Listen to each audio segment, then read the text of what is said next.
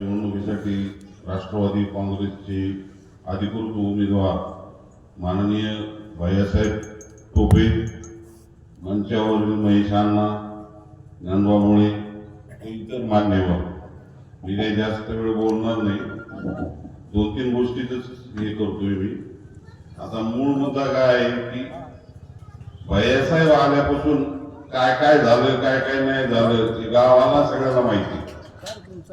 पहिल्याच बंधारा आला आपल्याला, त्या बंधाऱ्यामुळे काय काय होते, काय काय ऊसाचे आज जे ऊसाचे प्रश्न निर्माण झाले ते बंधाऱ्यामुळे झाले.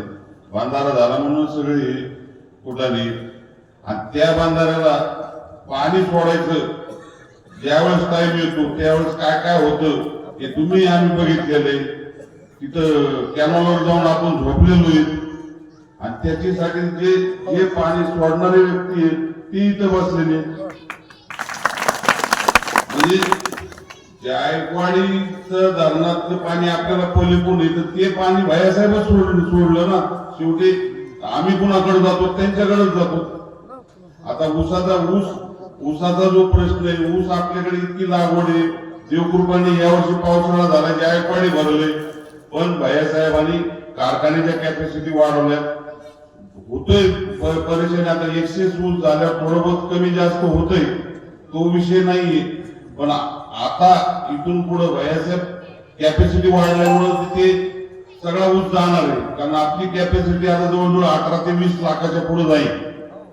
ऊस किती आहे त्याच्यातला 12 ने 90% ऊस फक्त भैयासाहेबांकडे गाळला जातो, समर्थ कारखान्यात, सागर कारखान्यावर.